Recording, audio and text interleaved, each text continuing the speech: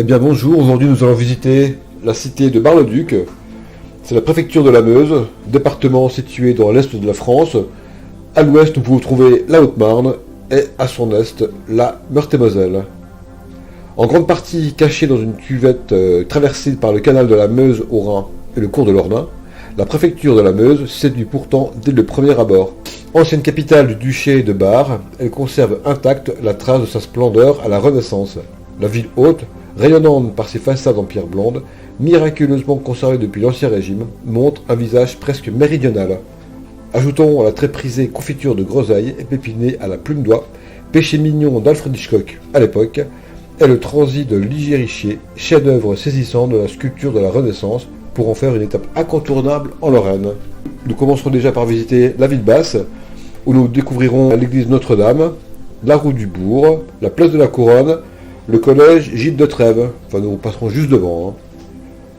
Ensuite, nous arriverons au niveau de la ville haute, l'église de Saint-Étienne. Nous découvrirons aussi un pressoir seigneurial de Combles-en-Barrois, qui date du XVIIe siècle, l'hôtel de Salmes, la place Saint-Èvre, la tour de l'horloge, la place de la Fontaine, et nous finirons par le musée barrois. Bon, ben c'est parti. Bonne visite.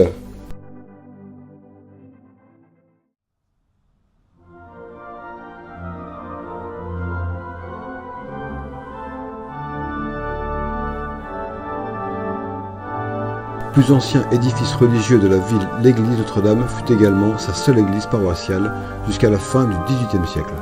Remaniée à plusieurs reprises, elle était pourvue d'une flèche incendiée par la foudre en 1619.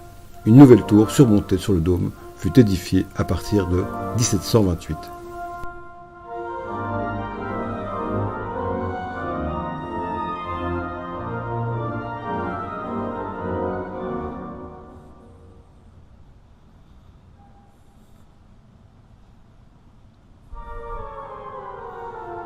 Fondée par la comtesse Sophie en 1888 à l'emplacement d'un premier sanctuaire dédié à la Vierge, le prieuré Notre-Dame dépend alors de la riche abbaye de Saint-Miel. Une charte de l'évêque de Toul fixe les relations entre les moines et les habitants. Le prieur est ainsi nommé curé de la paroisse, tandis qu'un vicaire assure le quotidien de la vie paroissiale. L'histoire de l'église est émaillée de nombreux conflits d'intérêts entre le prieuré et la ville.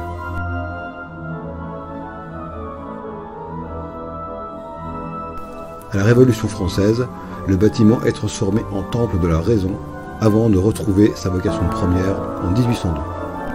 Construite sur 4 siècles, Notre-Dame cumule les styles architecturaux.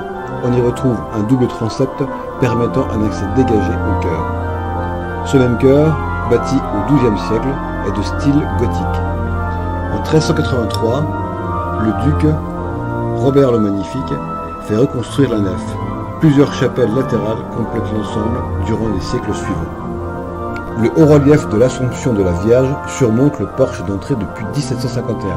À partir de 1812, quelques bâtiments conventuels, cloîtres, jardins, organisés autour de l'église, ne subsistent alors qu'en partie transformés en hospice civil. Un square remplacera alors le cimetière paroissial qui jouxtait l'église à l'est.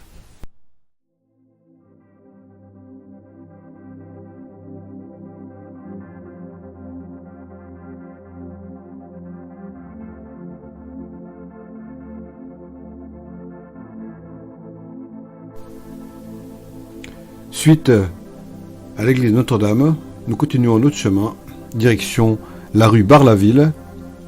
Nous passons sur le même pont, du même nom, le pont Bar-la-Ville, qui supporte en son milieu une chapelle dédiée à Notre-Dame. Et sous le pont s'écoule l'Ornain.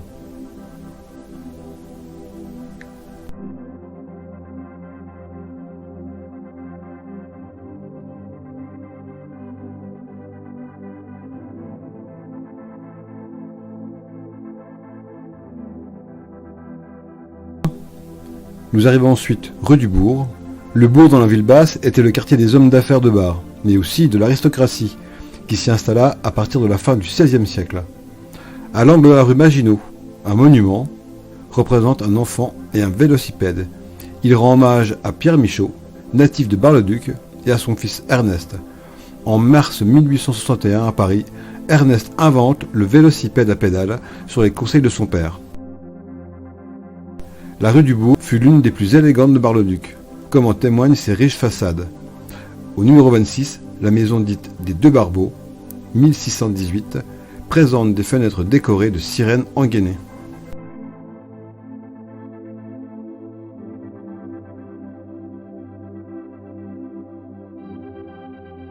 Les maisons numéros 42, 46, 49 et 51 montrent des décors de la Renaissance presque exubérants, composés de colonnes, mascarons, êtres hybrides et feuillages.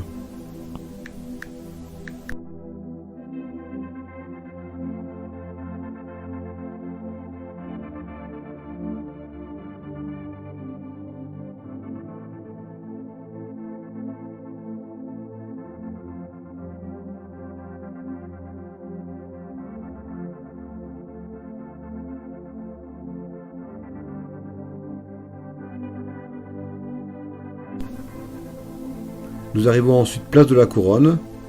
La porte que vous pouvez apercevoir, elle est ornée de pilastres et de pot-à-feu, et c'est l'une des trois qui fermait le quartier fortifié du bourg. Elle fut reconstruite en 1751 par Louis Humbert. Ensuite, par la droite, là nous montons la rue Gilles de Trèves, qui nous amène directement au collège Gilles de Trèves. Et tout en haut de la côte, nous arriverons à la ville haute.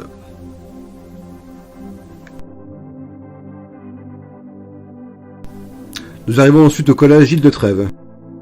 Construite par le doyen de la collégiale Saint-Max pour instruire les jeunes du Barrois, l'architecture du bâtiment est typique du style lorrain du XVIe siècle, influencée par l'art et la technique de la Renaissance. Organisé autour d'une cour délimitée par une galerie, il se caractérise par son volume simple, sa toiture discrète mais haute et la régularité des ouvertures sur les hautes façades ornées dont les principales richesses sont dissimulées dans la cour.